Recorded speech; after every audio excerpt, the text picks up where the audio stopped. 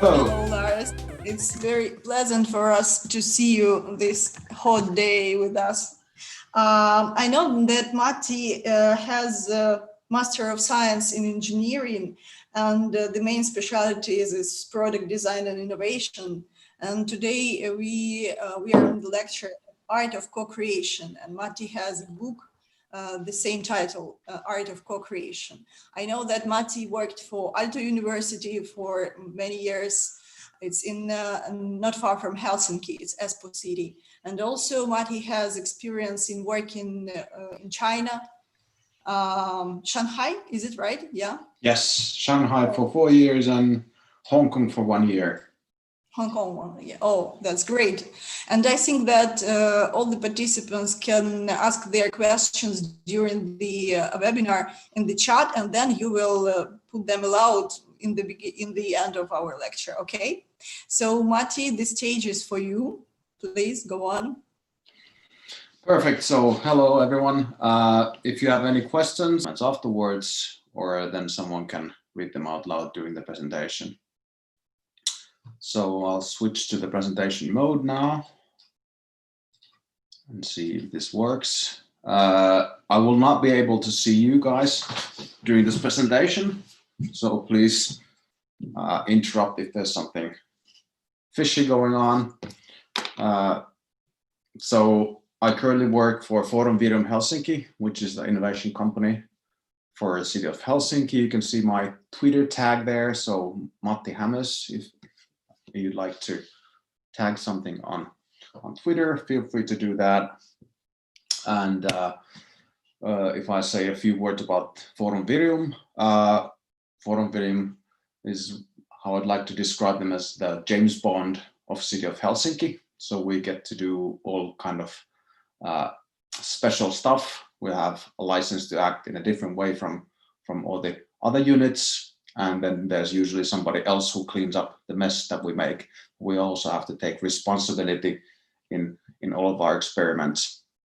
And a lot of what we do is about co-creation. So we do work in collaboration with average citizens, with public organizations, and with private organizations.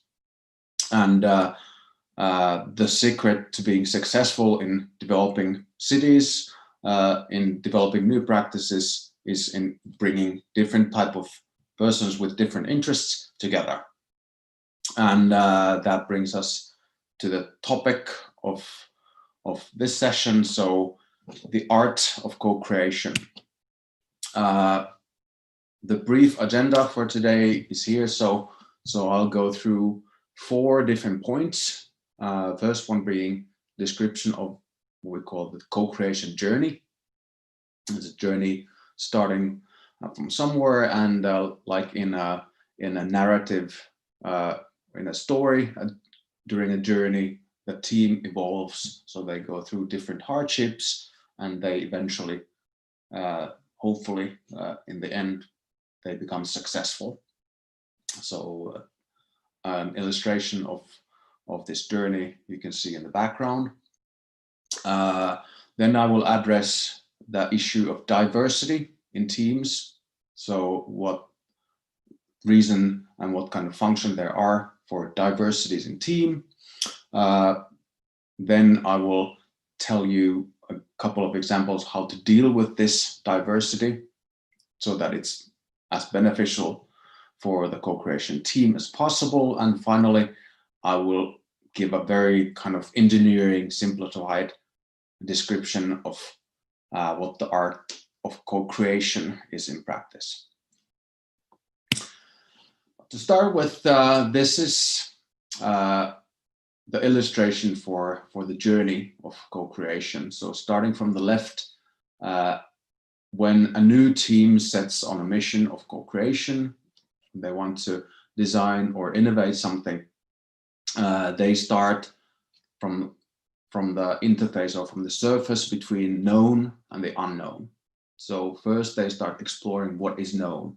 They share with each other what they know about different fields. The engineers tell about their field of expertise. to the sociologists, to the psychologists, to the designers, until the team has reached the peak of the known. So the point where they have to start digging deeper into something that is the unexplored territory or the unknown. At that point, the journey turns into a dive. So they will go down into the unknown, and that will radically change the whole dynamic of this journey. There is the element of uncertainty that will create a lot of tension within the team, and it requires the team to really pull closely together, start performing really well together in order for them to turn the curve upwards again. And after they have discovered something new at the unknown, and after they have come together as a team, so after their performance as a team is good enough, they will start climbing again, creating something new in the end, reaching a level that was not possible before. So in brief, this is the co-creation journey. You can see at the bottom that we have called these 3 stages of this journey: is the known, or the climb. Then the second stage is the unknown, which I also call the dive, and then the new, or the rise. So where there's something novel coming out as a result of this co-creative team effort. So breaking down a bit this two-fold issue, I'll now briefly describe what I mean by diversity. So diversity in a team relates to basic human behavior, basic psychology, where if somebody is asked to pick a team for themselves, whether this happens in a school or in your company, what we human beings naturally, intuitively do is that we pick a friend, somebody who's very much alike of us, who is a colleague, who we are very similar with, to be our first teammates, and then maybe the second teammate would be someone who's again quite similar, has a similar background, about the same age, maybe the same sex.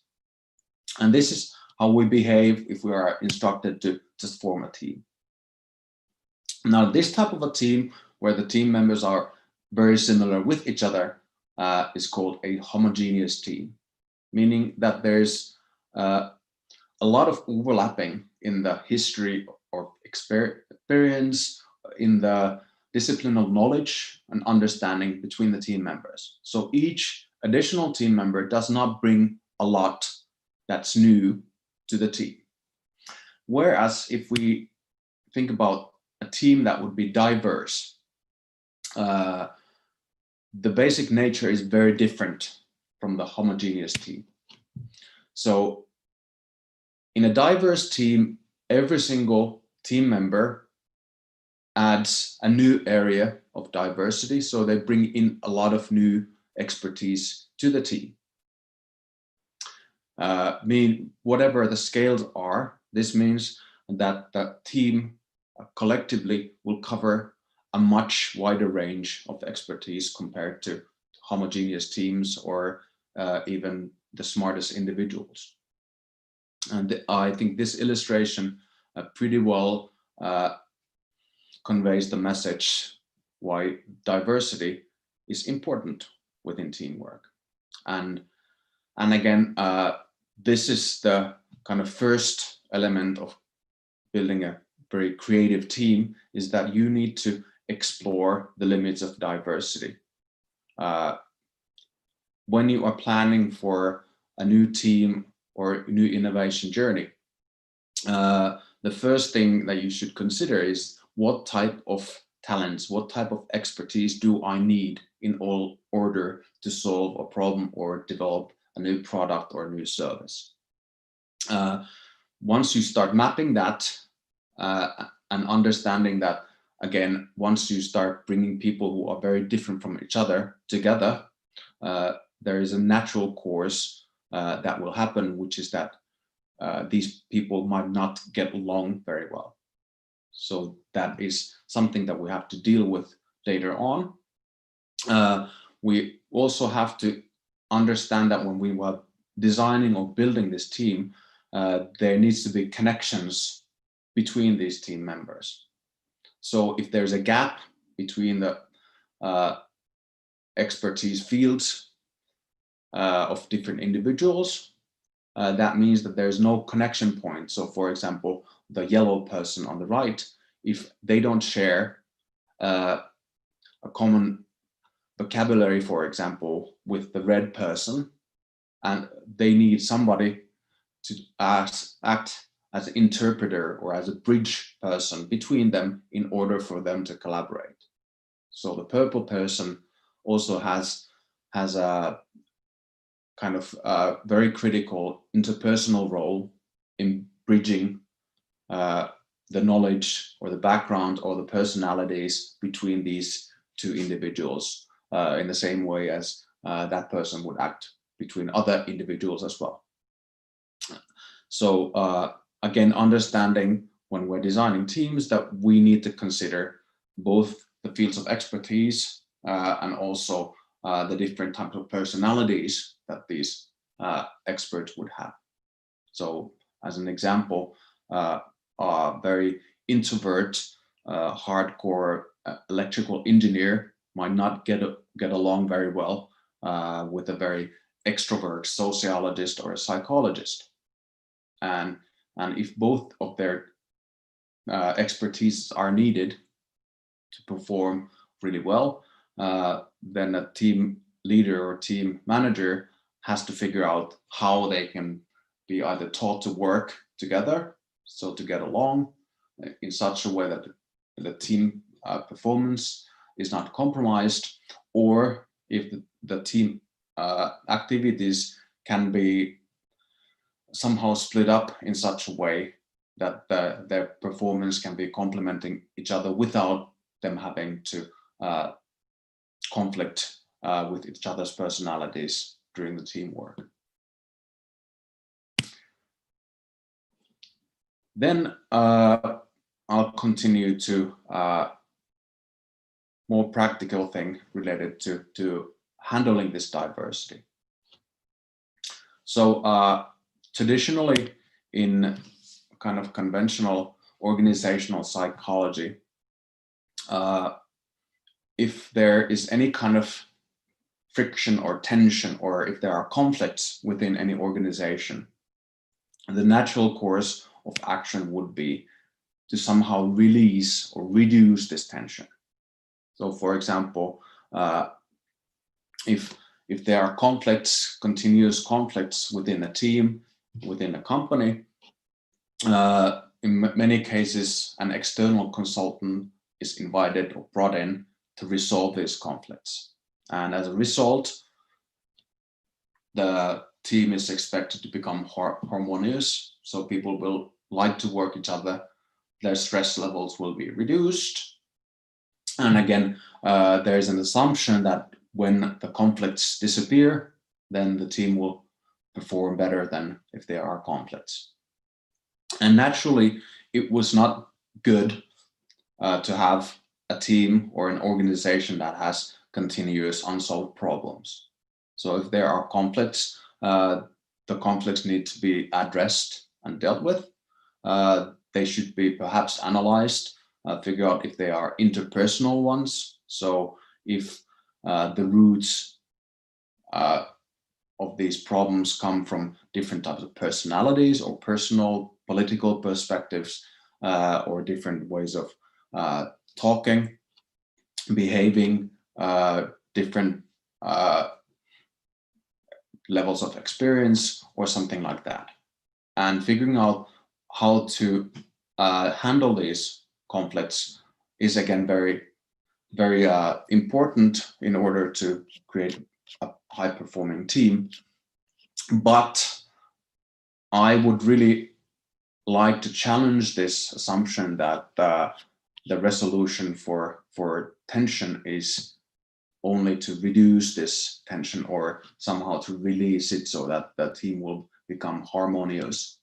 So in order for a team to be creative, they do not necessarily have to be happy with each other at all times. They don't have to be even liking each other all the time. In my experience,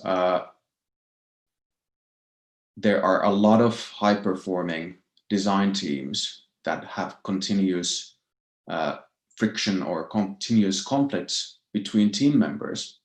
And because they are professionals, they are able to deal with these conflicts. They don't take it personally when they are expected to perform as a team. It might mean that these people would not go out for beer together if they're not forced to, but they will be able to perform together. And many managers who are assigned to build these design teams or innovation teams, they look for this type of tension. If they see that the people in the team are working together around the table and everyone's laughing and smiling and that nobody's frustrated, they see this level of harmony as a sign of underperforming. And as Kathleen Eisenhardt, to my opinion, famously once stated, the absence of conflict should not be considered to be harmony. It should be considered to be apathy. And if you reduce the conflicts too much, that also takes away all the tension and all of the energy within the team. So in this sense, it would not be good if all of the team members are feeling only good at all the times. So again, understanding that, of course, there needs to be a balance between having conflicts and tension versus enjoying your work and enjoying your team. But it's not always good to be pushing towards one edge or the other one. So not to escalate the conflicts too much, but not to reduce them or to really get rid of all of the conflicts too much if you want to have a performing team. And again, coming back to this journey, if you start breaking apart this co-creation journey that the team performs together into separate dimensions, or as I've labeled them, 3 separate journeys, we can start understanding in a little bit better way how this different kind of dynamics and different kind of tensions occur during this trip. So as you might remember, the green part was the first leg of the journey, or the climb. The red part was the dive, where the curve starts going down again, and the blue part is the rise. And if we think about this kind of innovation or co-creation journey in the terms of knowledge or knowledge creation, I would say that the ultimate goal of this journey is to increase the level of knowledge. So increase the understanding related to a specific topic. This is something that I would very much like to discuss with you guys. So if you have a different opinion about the objective of innovation journey or innovation project, please, I would like to be challenged in this part. But if I see the knowledge as the ultimate objective, so you want to understand the problem and understand the possible solutions and understand what is impossible, then the journey curve looks pretty much like this.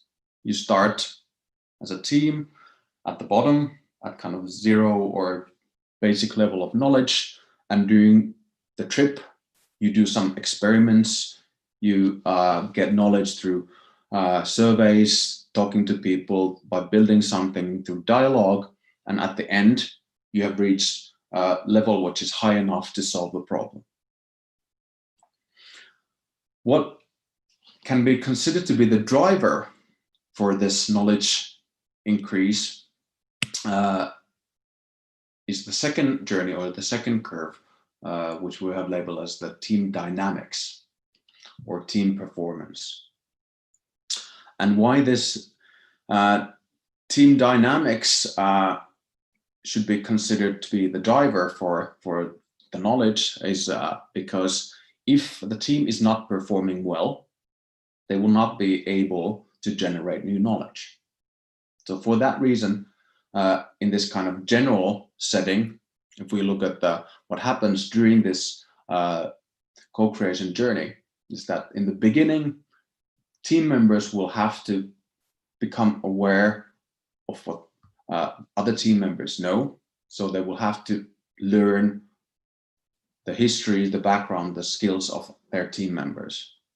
And at that point, they will start becoming a team. Once they learn what the others do, how they behave, they can start rehearsing their team working skills.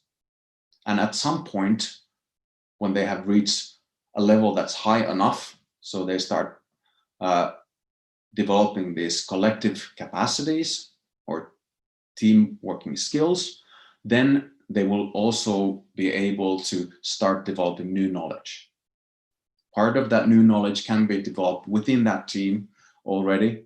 So again, the team members can consult each other in such a way that the team members will bring in new ideas, and together they can elevate the level of knowledge. And some aspects will have to be gathered together.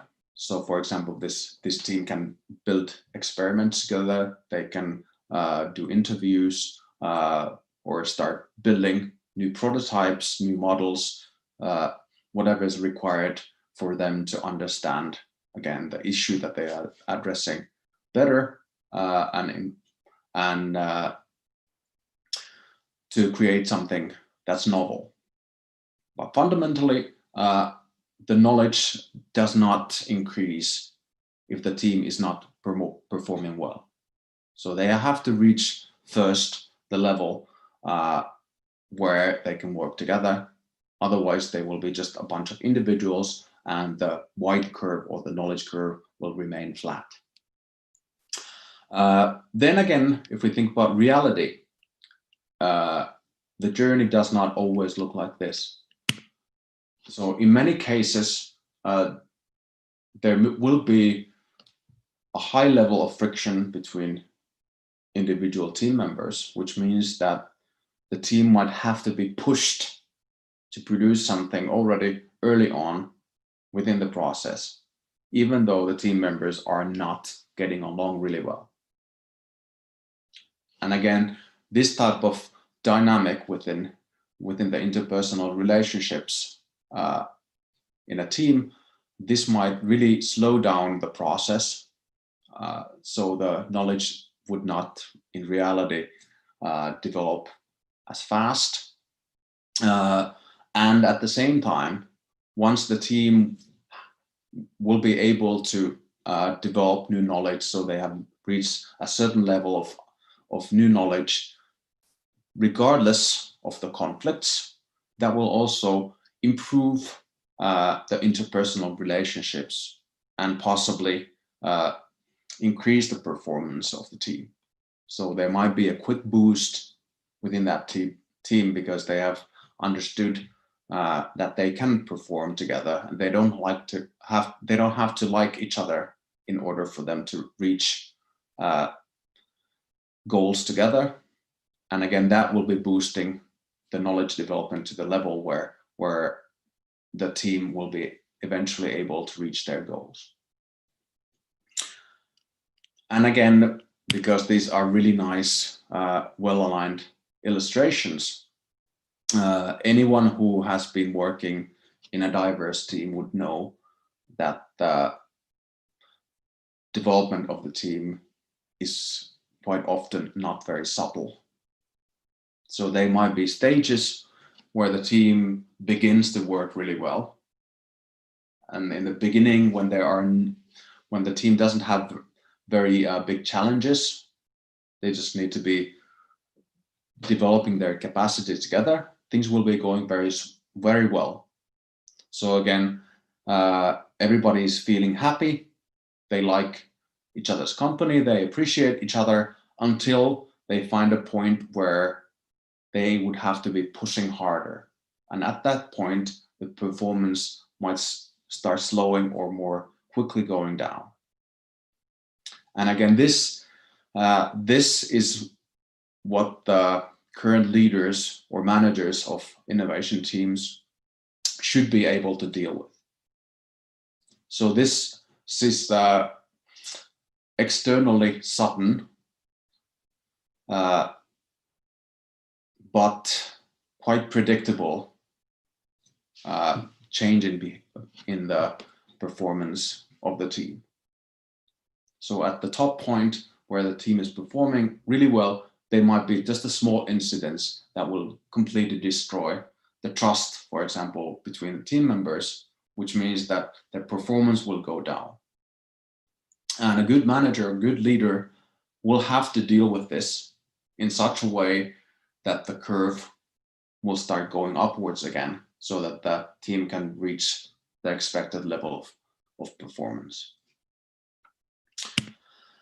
Okay, and coming back to the original kind of theoretical model of team behavior, we can then add a third curve, which is not really part of today's management literature in this way. So if we add the third journey or third curve, which is the emotional journey,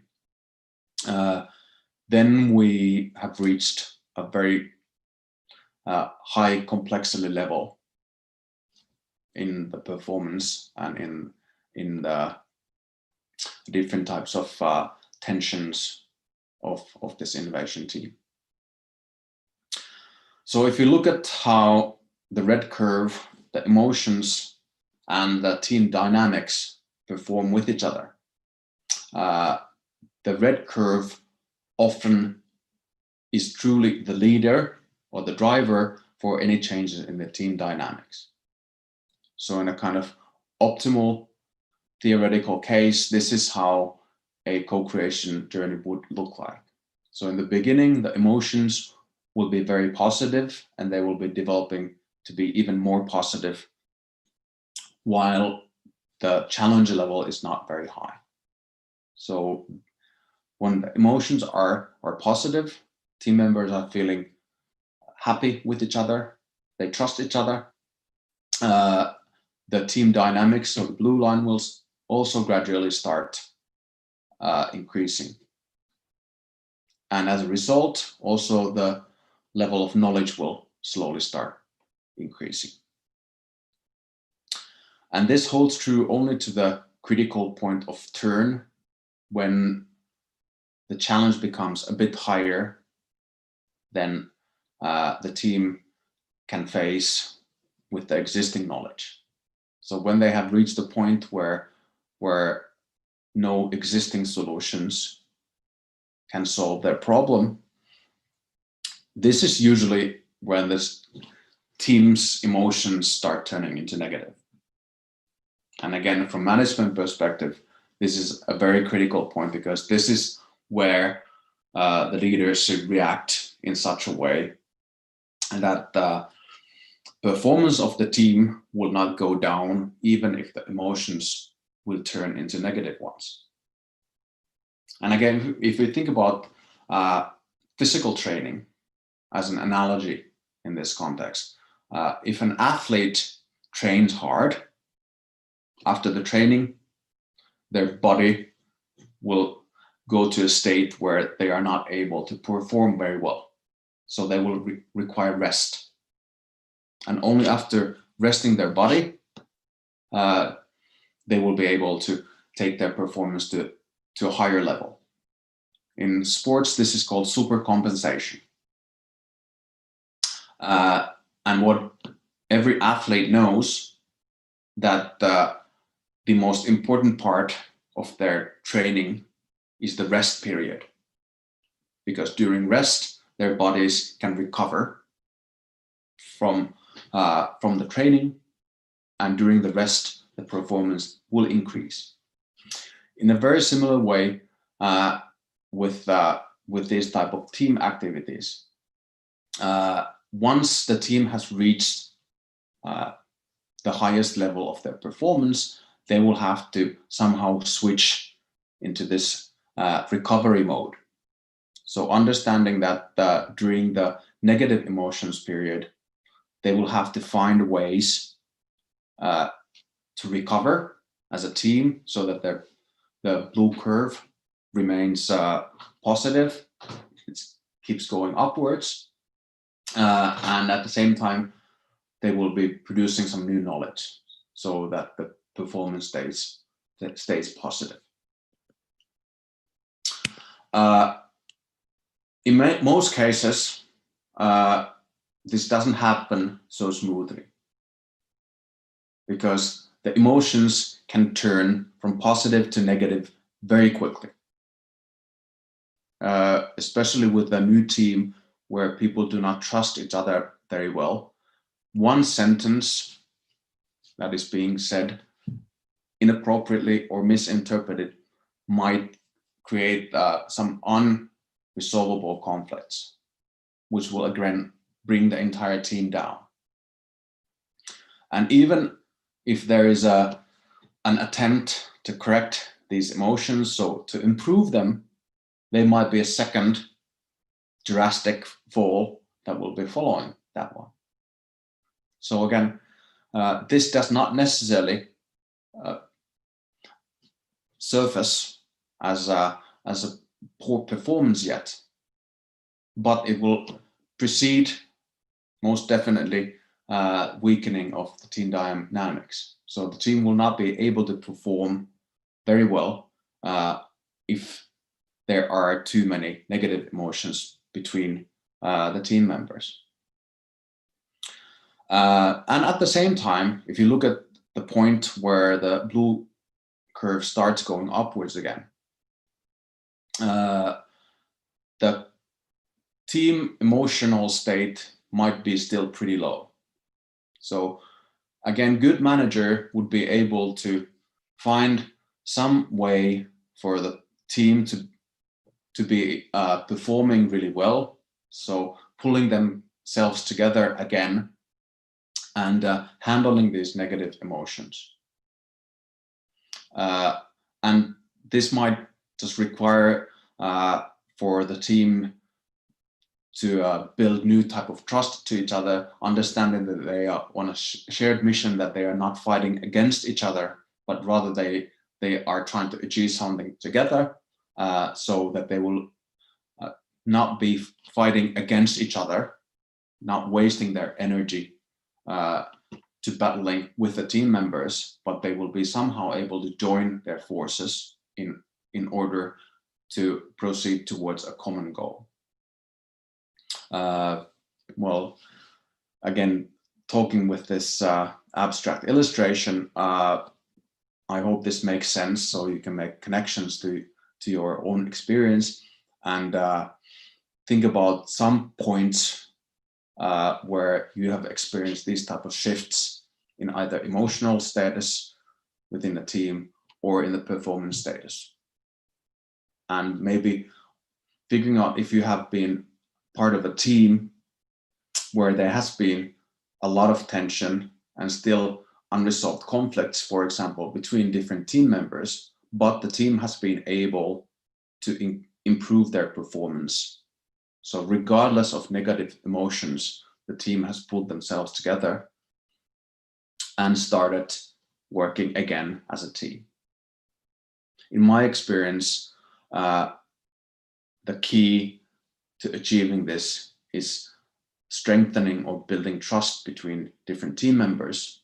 So as long as there is trust and as long as there's enough communication in different formats between different team members, then it is possible for the team to perform really well, even if there are negative attentions. And at the same time, this negative attention should be dealt with, but they should not be driving the performance of the team again.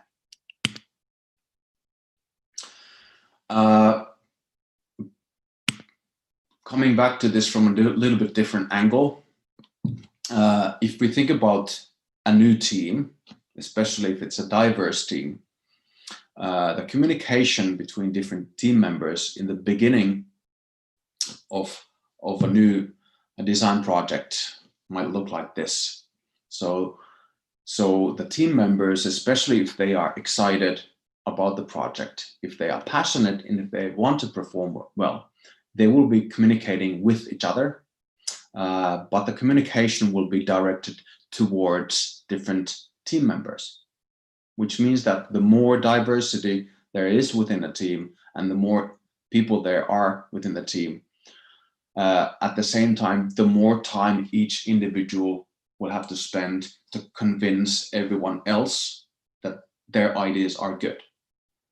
So again, they will be using almost all of their energy into dealing with other team members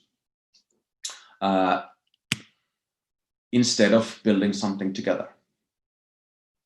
So for a good leader, it should be quite easy to shift the energy towards a common goal. And if you have been performing in a creative or design team that has gone through this kind of journey where there is clear shift in dynamics, then you might be able to very specifically identify a point where the dynamics of the team has gone from the left side, so from dealing with individuals and trying to raise your voice so that everybody else would hear you better and agree with you, towards not talking against other people, but towards a common goal. So this alignment of efforts would be a state of performance where the efforts of each individual is shifted from battling against each other towards improving the common objective. And this might mean that, for example, there is a shared prototype or a shared model that will be the focus of attention.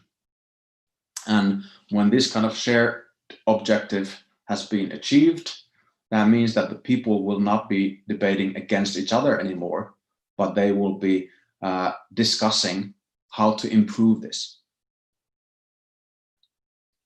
So shift should be from interpersonal disagreement or interpersonal dynamics to external performance, so developing a common goal.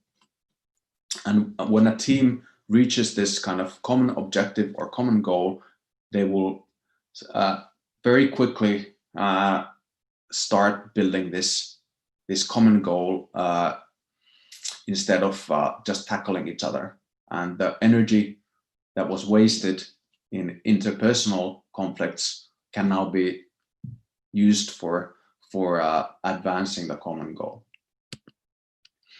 And once a team has performed long enough so that they start really trusting each other and feeling that they are on a joint mission, at some point the team might start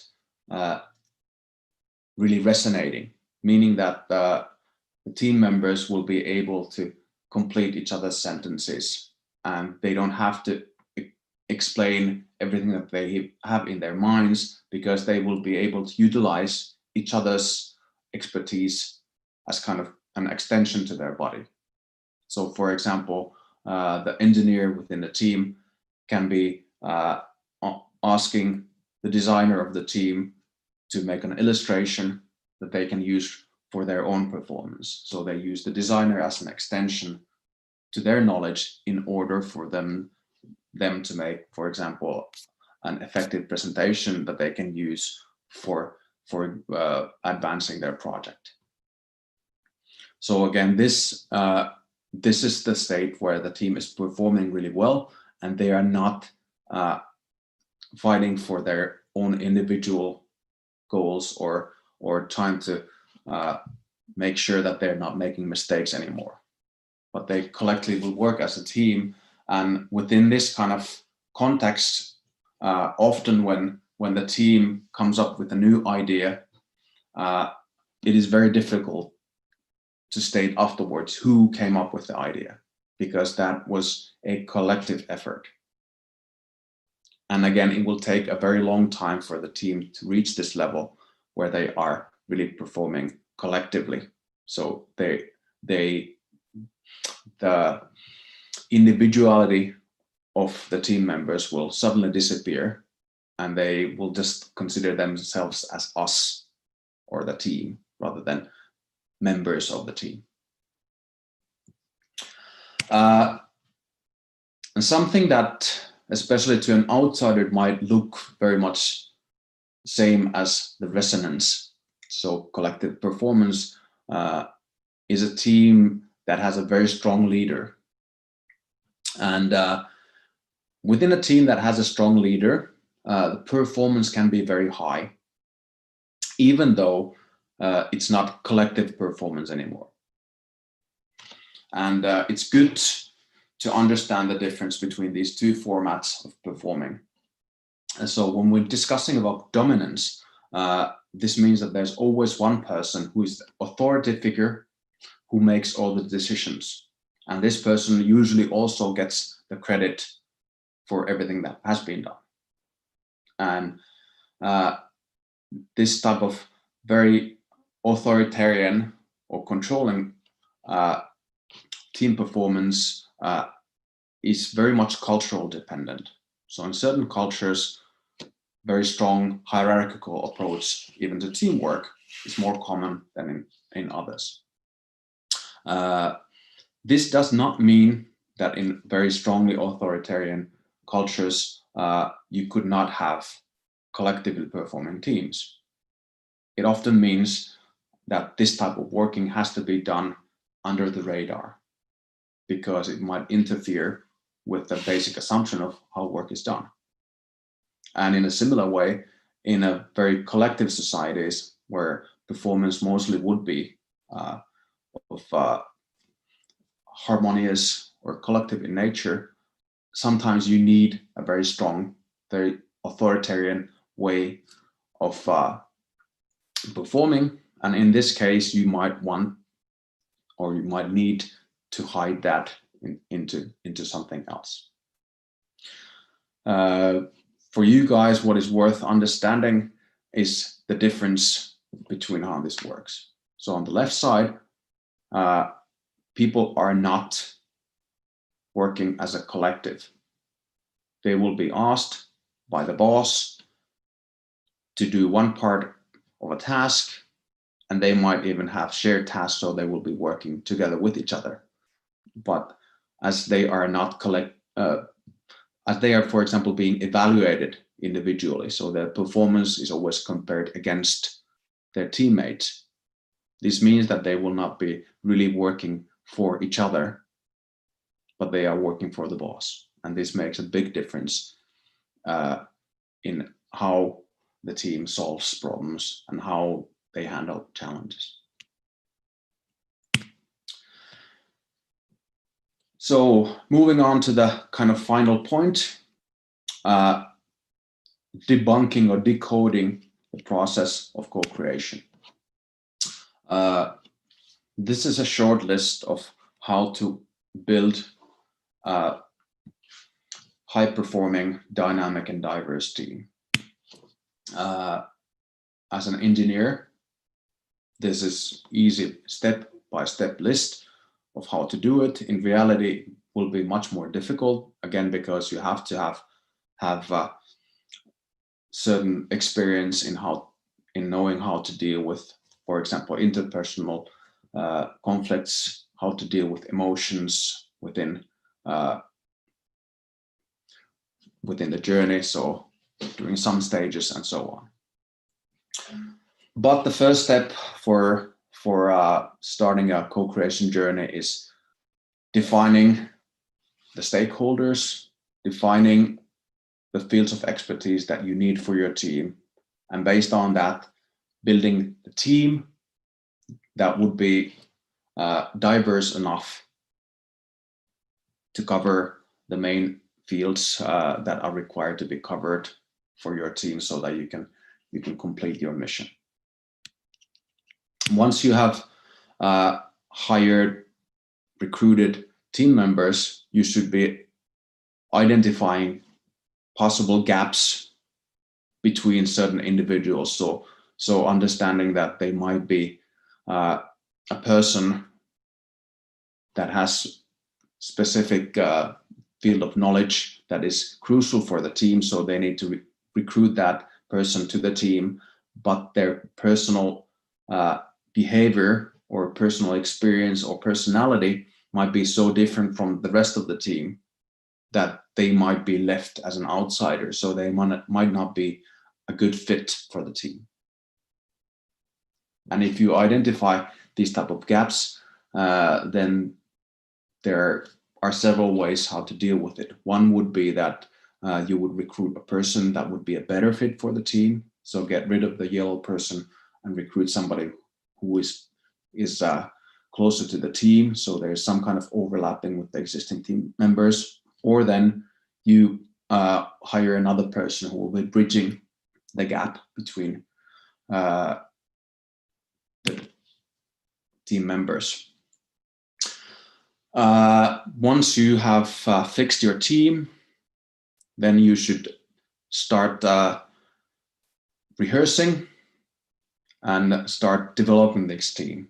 So have a first meeting, invite the people over, make sure that everybody gets to know each other, and then at certain point start shifting the efforts of this team from each other towards your project goals. So figure out what type of skills the team needs so that they can cross the gap. So get over the dive as smoothly as possible, so that they are strong enough to stay together as a team, so that the most likely upcoming interpersonal conflicts will not break the team apart, which means that you will be rehearsing certain type of team working skills. What they are, that's up to you, as long as you understand the importance of rehearsing team working skills together. So again, these type of skills you cannot train individually. You have to have the entire team there, and with that team, you should be figuring out what kind of exercises you can do, hopefully in a way that will be also advancing your project goals. But the main objective of those exercises would be to improve the team performance skills, team working skills, so that when the emotions start turning into negative, and when there's possibility of major conflicts, which would be reducing the team performance, at that time, the team will be remaining strong and they will be able to perform. So preparing the team for challenges, this might take a while. At the same time, you should be making sure that all of the team members are sharing what they have with each other. So sharing their knowledge with each other, so that everybody else knows how to utilize your field of expertise. Once the team has shared what they have, the team members should be exploring to produce some new knowledge. So again, combining what they have and maybe doing some experiments in order to figure out, again, something that hasn't been tried before. And eventually, after these 6 steps of preparation, the team should then finally use this collective capacity or collective intelligence in order to co-create. So at this point, they should have high enough level of knowledge, high enough level of understanding, and also they should have good enough team performance skills that they will be able to behave collectively. They are a brain consisting of 5 or 7 team members, and with this collective brain, they can solve the problems that have been set in front of them. And from co-creation dynamics perspective, this is kind of the process for creating a high-performing team. So deliberately decide what type of skills you need within the team, rehearse the individuals' work or perform as a team, set them on a mission so that they will acquire or produce new knowledge, and then, and only after these steps have been taken, then you can start using this team as a collective problem-solving machine. And then after this co-creation task has been performed, you might want to use the same collectively working team to solve another problem at the same time. But what is important is also to record and document all of the results that the team comes up with, even the ones that might not be useful at this time, but they should be put down in the same way as the problems that they have discovered or the issues that they have dealt with, in order for the team and for the organization to avoid going through the same problems again, and in order for them to be able to start building on some discoveries that the team has made.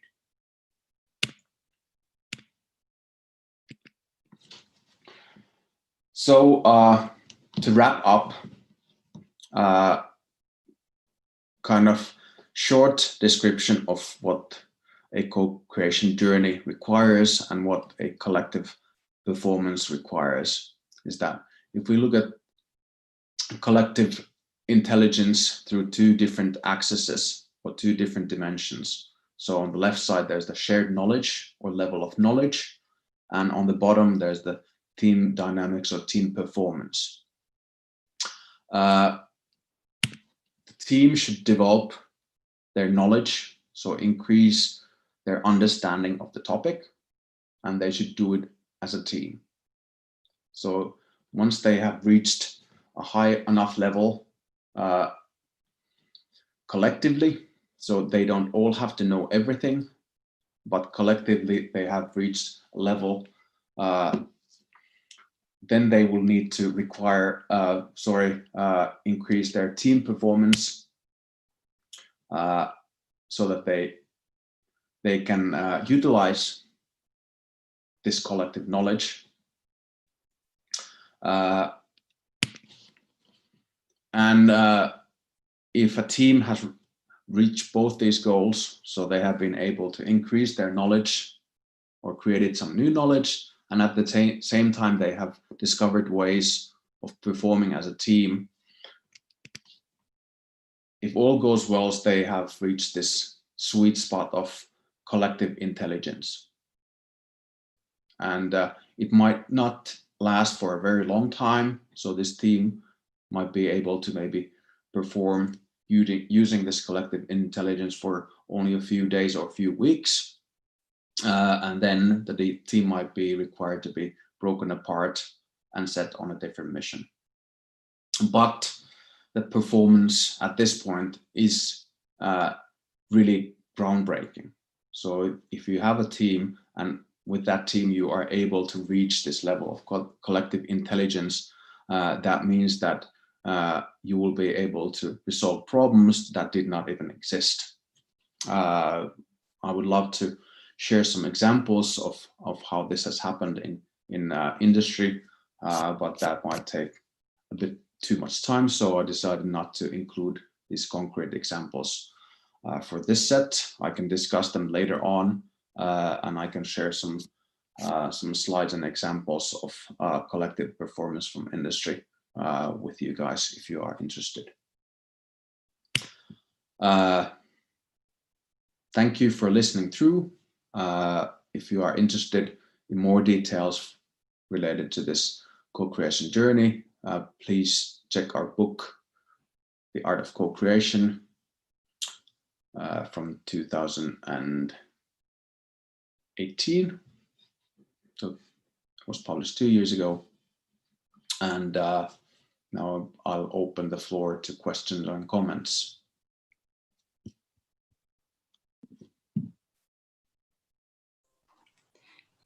So Matti, thank you very much for webinar. And yes, we have questions. Can you open the chat right now? Yes, I can open it. Because there are a lot of, yeah. The first comment was from Konstantin Romanov about the sea, that it is painful to watch the sea when you're staying at home. I understand. Oh, yeah. Andrei Mahin-Boroda, are you here? Yeah, I'm here. Okay, can you read your questions? Yeah, thank you, Matti. I was asking about, probably you may tell us some tricks or some tools on how to build up the trust between team members. I mean, sometimes you get some troubles in a team and the situation in a whole just pissing you off and everyone is just high on emotions, and probably some tools to deal with it. Yeah, I think that's a very good question. I hate it because it's really difficult to answer. Building trust, again, that's the art. That's really hard to put into a textbook and explaining how you build trust. So again, there are so many kind of nuances related to the team dynamics or interpersonal relationships that there is no kind of predetermined process for doing that. I understand, but probably some samples will do. Yeah.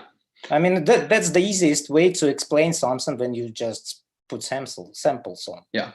The sample examples I personally dislike, but they are very effective. So again, if you have a new team, so the team members have not worked together, you might want to take them completely out of the context of the work, depending, again, if you're in school. In school, you usually have new teams, or if you are working for a company or other organization. But take them out of this context. Usually, what corporations do is they rent a log cabin somewhere or something like this, which is outside of the city, and they take the team there. And then within the team, they do these trust exercises. And I know that, again, how these team exercises work out is very culturally sensitive. So, for example, stuff that would work out in Scandinavia would not work out necessarily in the US, and vice versa. And same with Russia, for example, even the concept of trust is built in a different way. But fundamentally, what I would start doing is just having these very simple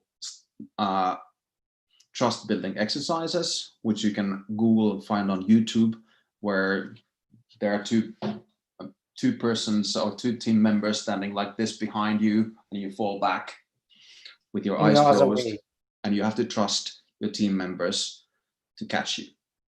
Yeah, I've seen it, that the guy was falling up in another way. Yeah. And yeah, there are problems with this because, again, at the same time, you want to build trust, but you don't want, well, this is my opinion, but you don't want the team to become too trustworthy. So if everybody is too harmonious with each other. So if they trust each other too much, and for example, if I would be catching that person, I might, if not let, I probably wouldn't let them go fall on the ground, but I might just do this so that they think that they are falling on the ground, because I like keeping up tension. I like making bad jokes.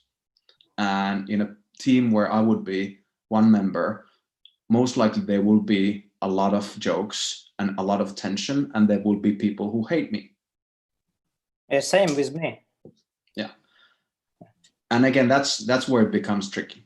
So, but just that doing trust exercises like that will prepare the team to be, again, reducing the conflicts, so that they will be liking each other, they will be trusting.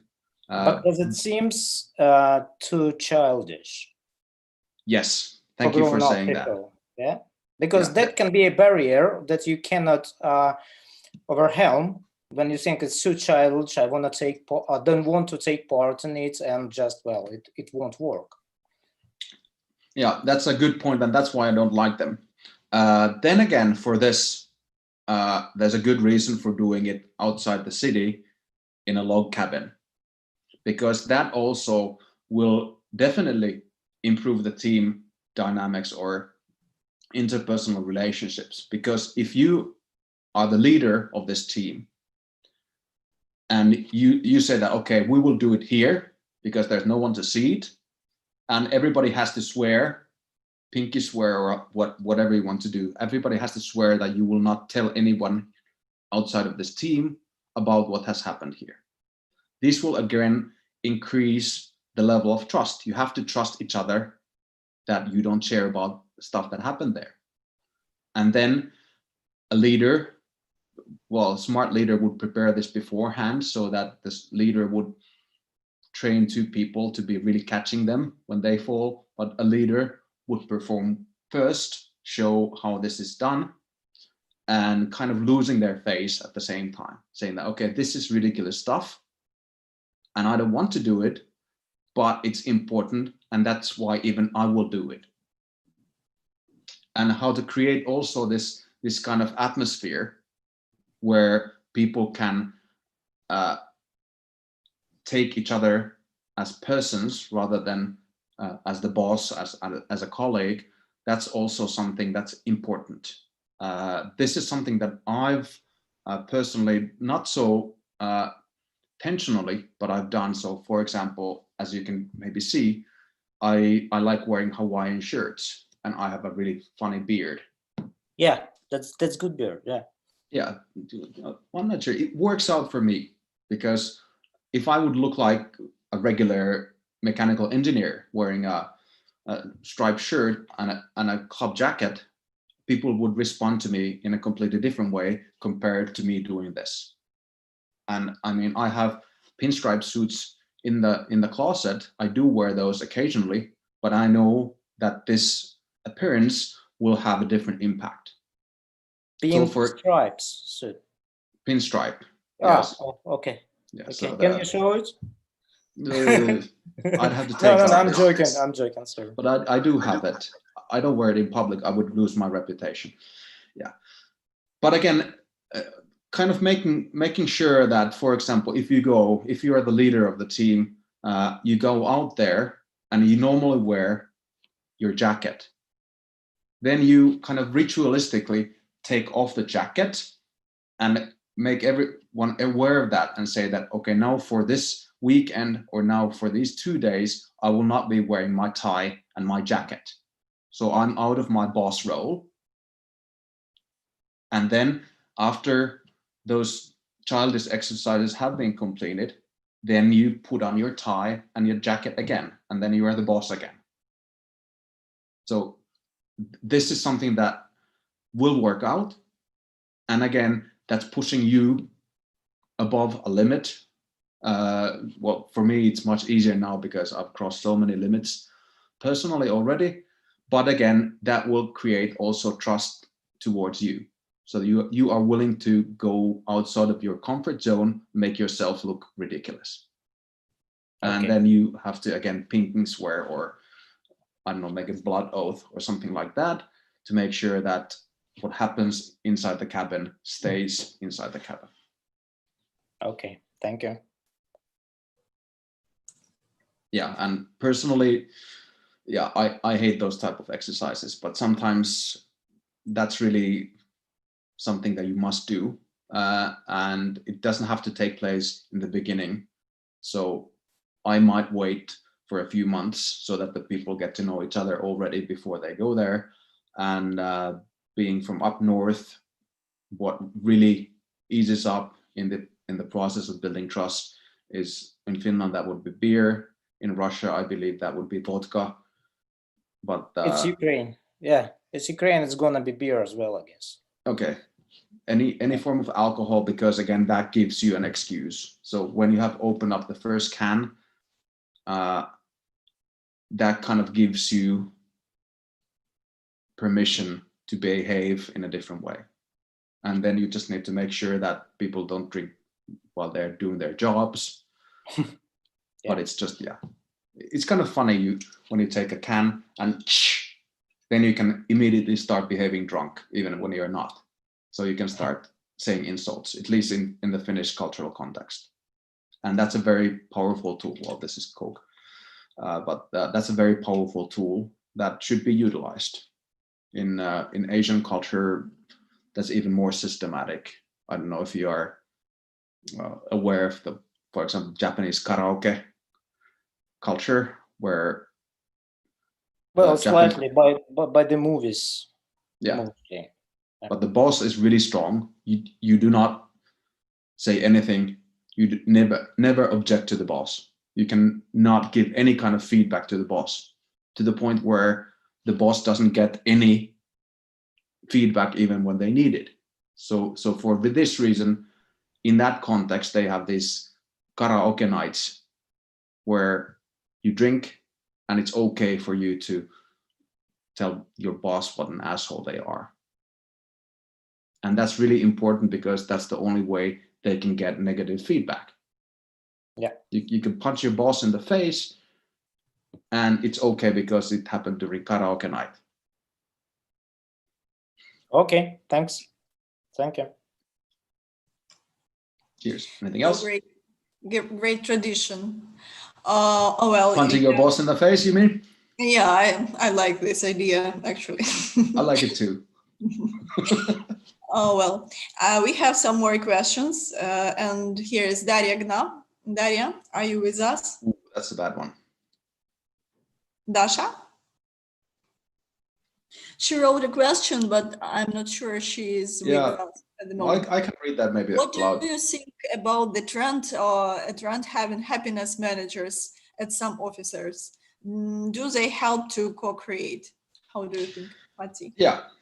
So that's a good, more analytical question. So again, kind of personally, not professionally, personally, I'm against these happiness managers or this happiness trend to an extent. Like I was describing, if you only try to achieve harmony within an organization, then yeah, sure, everybody will be happy, but they will not be really performing well.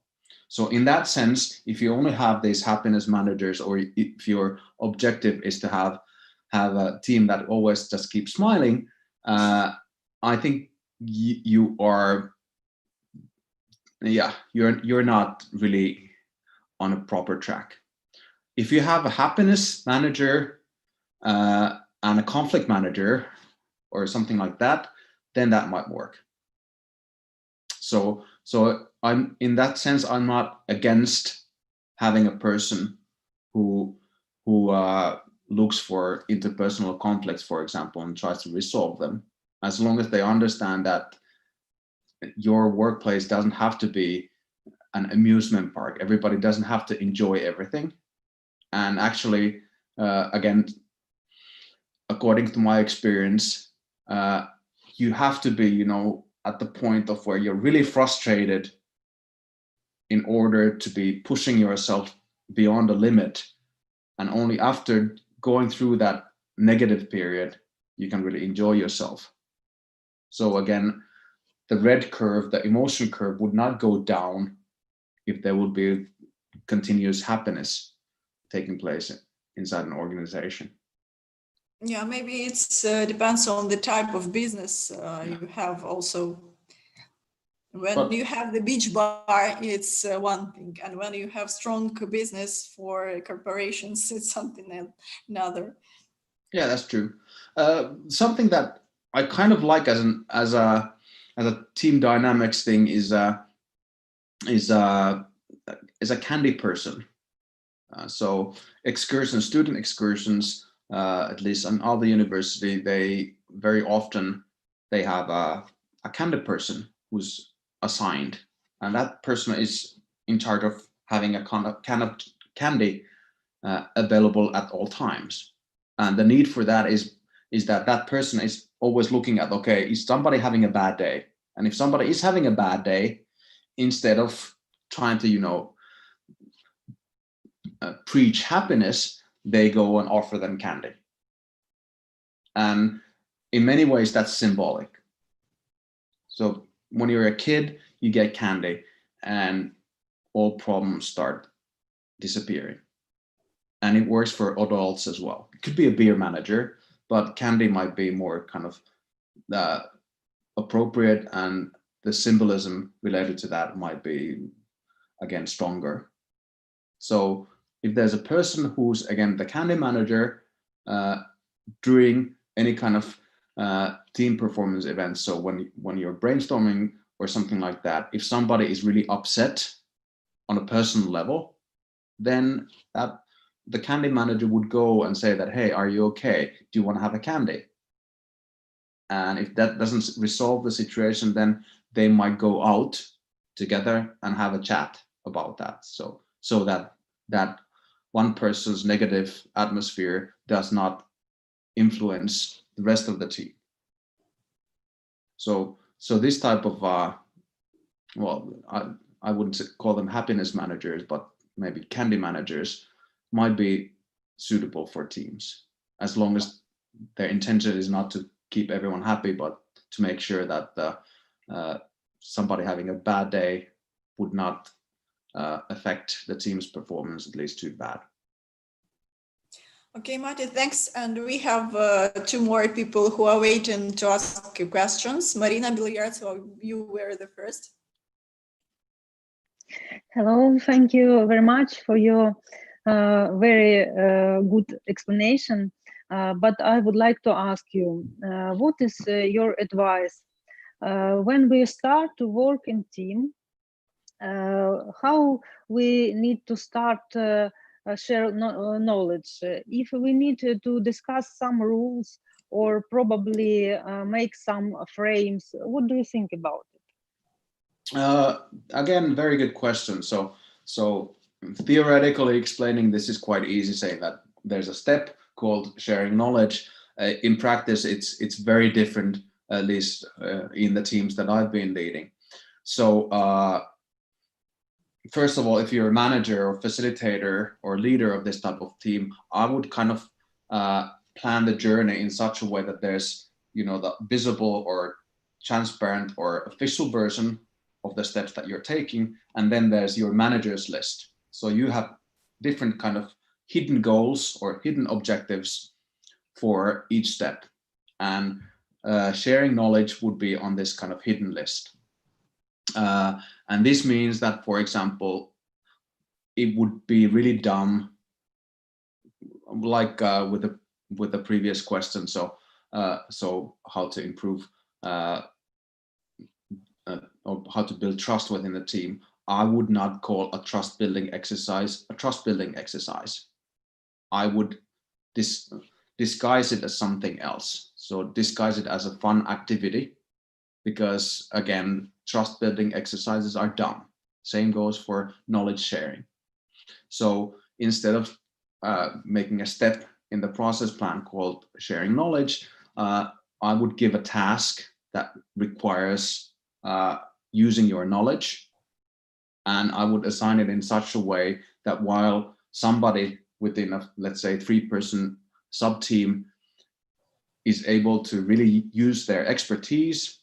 At the same time, when they are using their expertise, they need to be explaining everyone else what they know about it and why this type of solutions would be suitable.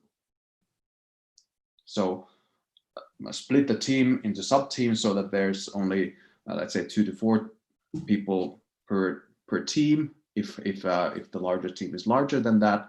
And within those teams, assign smaller tasks that require use of everybody's kind of personal skills. And that way they will demonstrate how they are using, how the structural engineer is making a design for a bridge, and how the designer is laying out the user interface sketch or something like this. And everybody else is watching, and they get an understanding of, hey, this person is really good at what they do, which means that next time I will not be doing that myself, because she's really much better than I am at it. And I'm really happy that she's part of my team, because next time I can maybe utilize her. So this is kind of one basic level of sharing what you, not really even just knowledge, sharing your experience and sharing what you're good at. Does that answer your question? Okay, thank you. Okay. Okay, thanks. And Pasha? Hello everyone. Hello, Matti. Hello. And thanks for sharing your experience with us. My pleasure. I have a personal question to you. It looks like for a good leader, it's not enough to be only qualified to create, professionally qualified to create network structure in team. So how do you think, what do you think personally, what personal qualities should good leader have to create effective network in team? Oh, that's a tough one.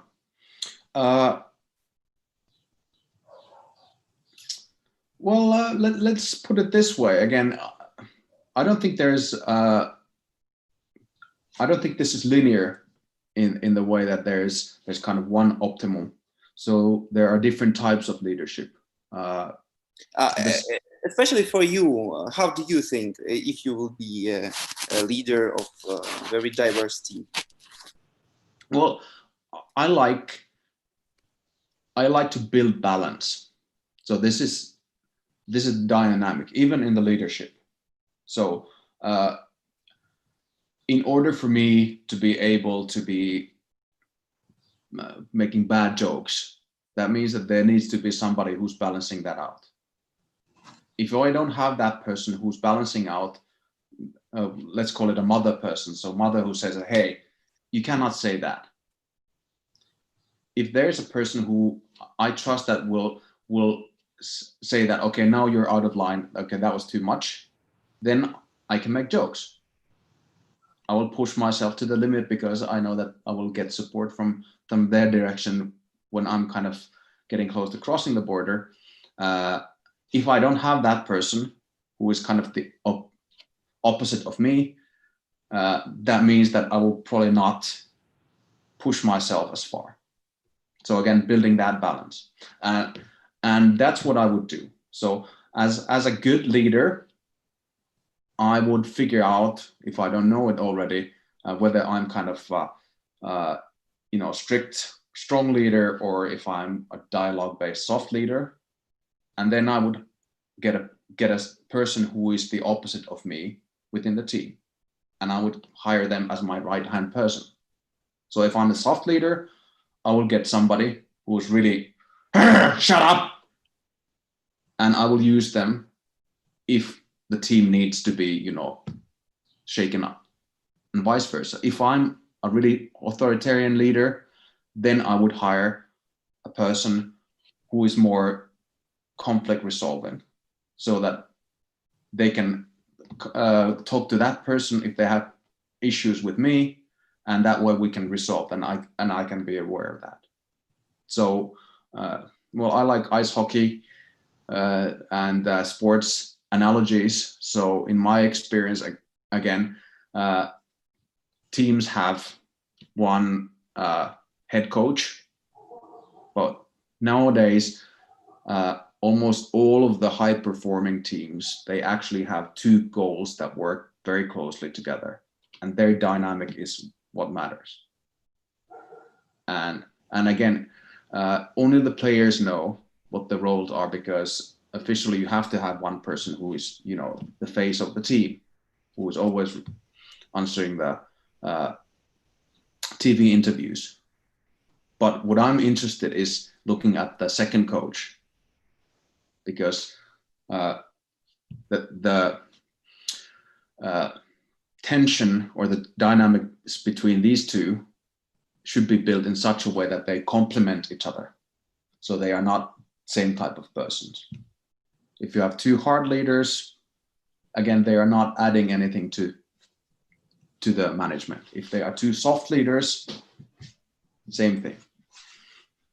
So in my case, I mean, I might take a different role. So in some cases, if the second person, or if I'm the second person, then, well, it will be like I mentioned, I will be wearing the pinstripe jacket, so that there can be somebody else who's wearing a Hawaiian shirt, and vice versa. It looks like it's about mental power.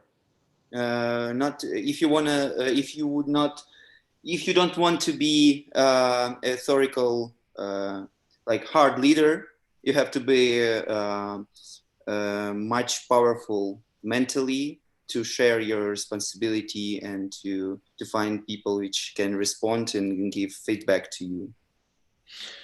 Yeah, I think that's also true in the sense, and I mean, I like hard leaders and I like soft leaders. The former CEO of Kone, the elevator company, Matti Hämäläinen, he said, when he was asked about something related to which is better, hard leadership or soft leadership, he said that after thinking for a minute, he said that, well, you know, the two far ends of leadership are not strong leadership versus weak leadership or soft leadership. The far end should be good versus bad leadership. And it's kind of like, I don't know if you've watched these Eurosport fight club night where's this one jiu-jitsu guy against one Muay Thai person. And it's a battle of which sport is better, karate or jiu-jitsu or Muay Thai or kickboxing.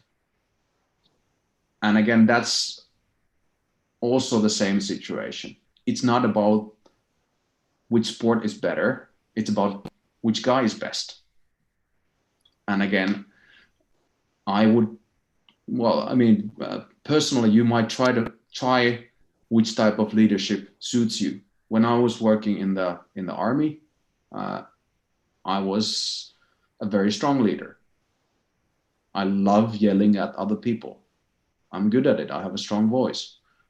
And I make a very strict plan for what has to be done. And I make sure that everybody follows those orders to the dot. But after the armed forces, I started doing exactly the opposite. So, well, not at first, I started just having within the team, I kind of took a very authoritarian position for myself, but then I had one-on-one discussions separately with each team member, and that was very informal. And that way, everybody eventually, after a few weeks, knew that, okay, they can talk to me personally in a kind of soft tone, even though I was keeping up the impression that I was a tough leader. And then eventually I turned into this. So I'm a more, I would say, dialogue-driven as a leader. And I try to stay in the background and make sure that, you know, everybody else does the work and I don't have to do anything. mostly because I'm lazy. So right now, today, I really enjoy when my colleagues or my team is performing well. I don't even have to have the credit for myself for some reason. I don't like that, as long as I get the paycheck. But I've tried kind of both ways, and I know the reasons why the current trend suits me quite well. Thank you. Thanks a lot. Try out, and it's fun to do something that you would not naturally do. You might learn something new. Anything else? So guys, anybody else have questions? Do you have questions? No? Everybody is thinking Everybody's about sleeping. Yeah. No, not sleeping, but thinking. I said it's not so late here. And actually there's holiday. Okay, so Matti, I know that you have great book, Art of Co-Creation, and I've seen that it's not allowed to load just from the site. Yeah. Yeah, it's the publisher does not allow for it to be publicly shared. I can share it with my colleagues. So if you're interested in the PDF, let me know. Okay, yeah, I think it's a great idea to have this in the PDF if you have, because you see a lot of questions, about this psychology of creation and psychology of leadership and so on. So please share this presentation and also share this book if it's possible. Absolutely. And yeah, you can, if you want the hardcover version, then you can get it online from Amazon or from Palgrave. That's the alternative. But just let me know. I'll send a PDF copy. There was a question that I saw about, yes, please share examples from Andrei. If that was about the performance of that was something on the end of the of your speech. I forgot already, but you were talking about some examples you may share for cooperation for. Oh yeah, okay. I think I remember now. So that was about how a team that is really has achieved a certain level of collective intelligence, exactly. how they can generate something new. So I don't know if you guys know Dyson, the vacuum cleaner company. I don't have slides currently for that, but Dyson spent more than 20 years, James Dyson, developing the best vacuum cleaner on the planet. So they spent insanely long period and an insane amount of money developing a product that was just a vacuum cleaner that everybody has. So it shouldn't be that high tech.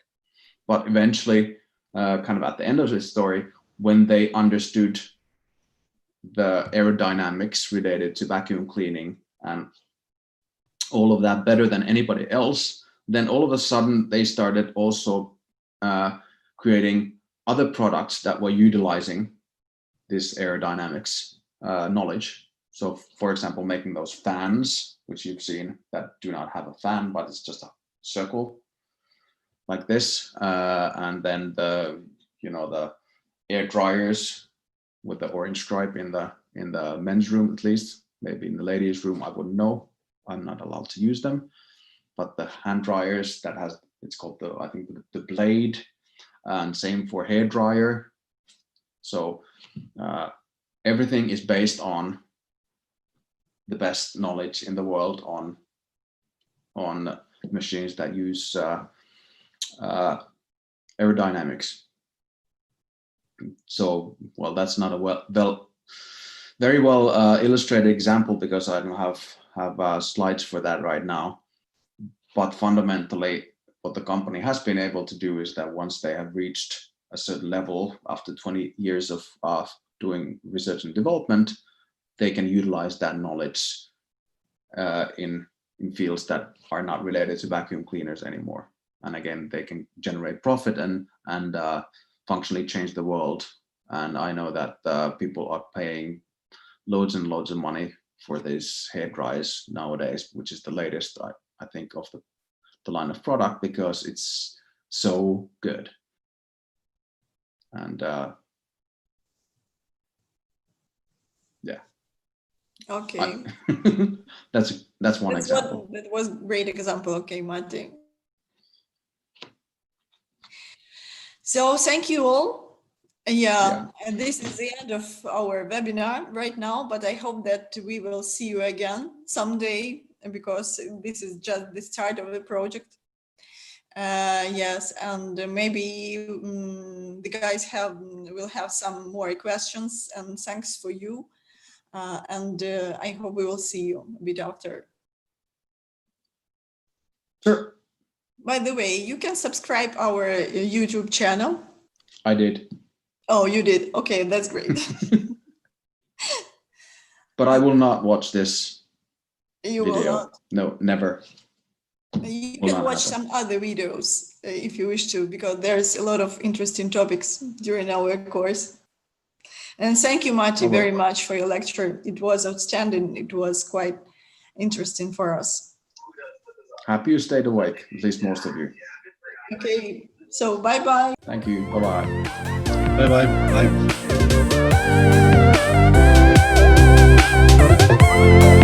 Bye.